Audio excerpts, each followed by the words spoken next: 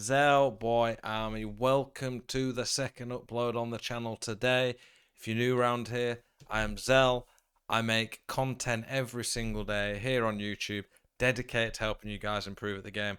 Do tactics every week, give you updates when we get new patches, I tell you about the best players in the game, show you all the different options from different leagues, do gameplay tips, tutorial videos, and I do this every day. I've done this for a few years. I'm trying my best to help put quality content out to help you guys improve. If that sounds good to you and you're new, please consider subscribing and smashing the like button on the video as it helps them do well. Today's video, we're looking at camera settings, controller settings, and one of the things that I get asked quite a bit, not just the camera and control settings, but what stadium do I use? So I'll quickly show you my stadium in foot. Got the Golden Goat Trophy actually today from Weekend League. You can see here though, I use the FEWC or the where is it? The Foot Champ Stadium. I use the Foot Champ Stadium normally, but I had to use FEWC for a pro qualifier today. But they look similar camera settings in game anyway. If you change stadium, it will change the way the camera angle is. People don't always realize this, and obviously some stadiums also have bad shadows on. So bear that in mind. I would stick to one stadium like the FEWC or the Foot Champions one because it will be the same every game in Champs as well, where your record matters more. But anyway, let's go show you my actual controller settings, camera settings. People ask all the time about this on stream, on the video, so I wanted to show you. Also, one thing worth checking, if you've gone from FIFA 21 on Xbox One or PS4 to PS5 or Xbox Series X, check your settings on the new console. Because I realised a few weeks after playing on the new console, it had changed my settings. Even though it said it hadn't, but I checked and it changed them. My camera is telebroadcast default. That is it. People often ask me on my stream and say they don't believe me, and then I show them like, oh wow, it's telebroadcast default. It's just what I like. The general ones I would recommend would be telebroadcast, co-op. But the thing about co-op, the pro to it is you can see a lot more of the pitch. You can see a lot of through balls.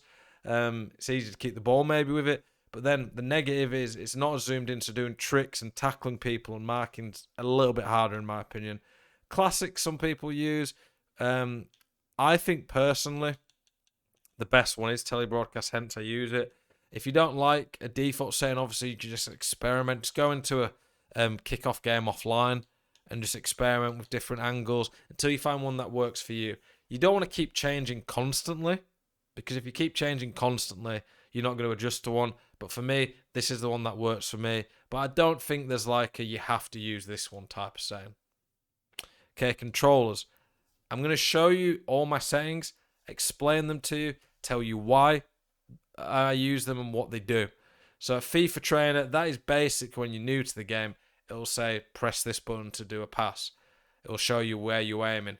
I've seen people who are like Gold 1 use it. I wouldn't do it because I just think it's more on-screen stuff that even if you don't think it is affecting you, I think subconsciously it could just distract you and take your mind off it. So FIFA Trainer hide unless you are absolutely beginner novice on the game. Whereas, fair enough, use it as you learn the game. Timed finishing. I think that personally, it's worth having on sometimes if you're good at it.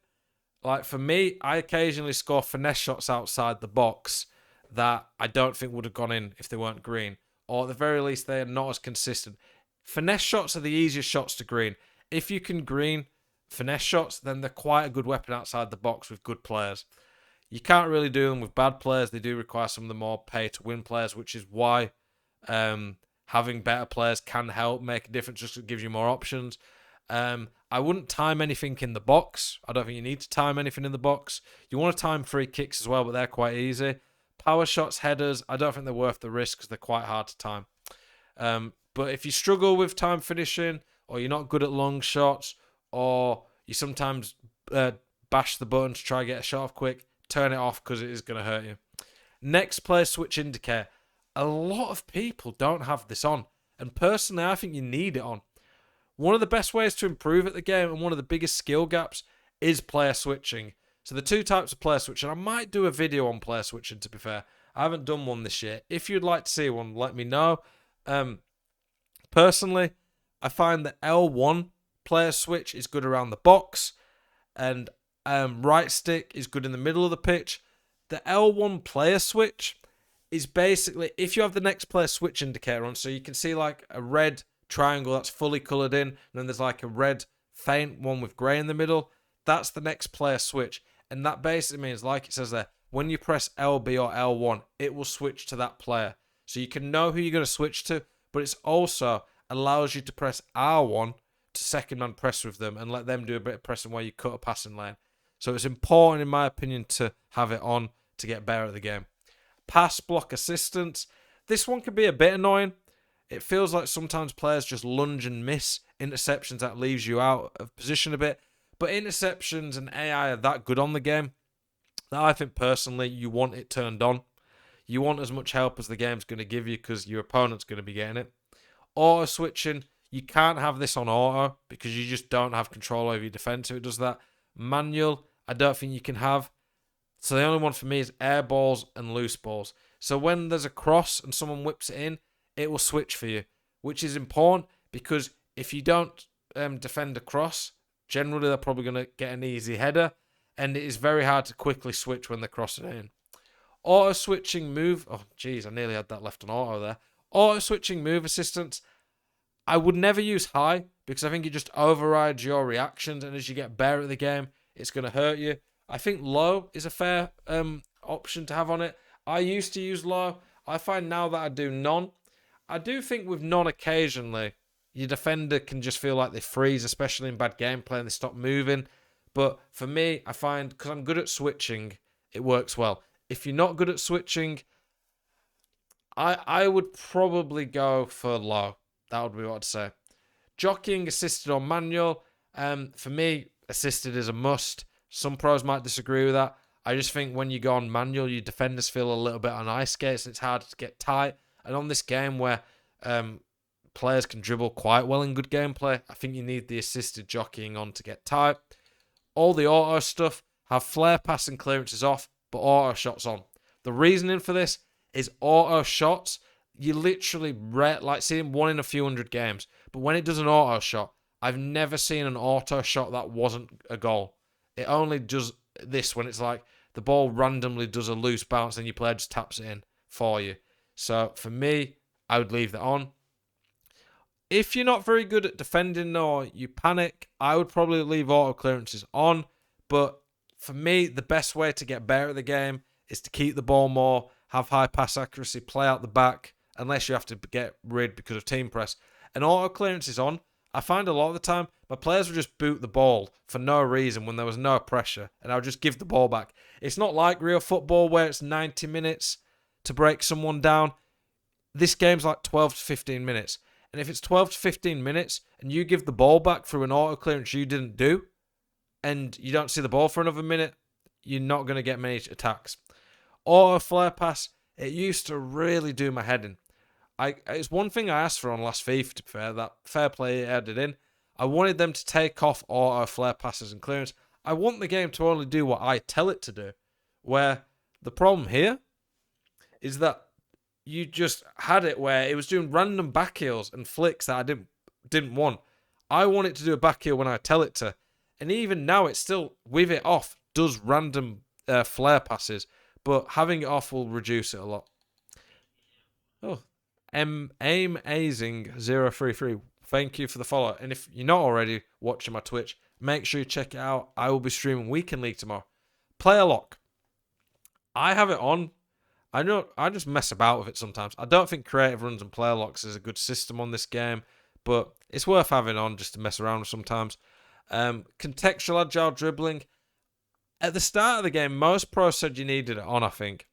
I said off because I think I'm good at dribbling and I don't want the game to take over what I'm doing or change the dribbling, so I turned it off.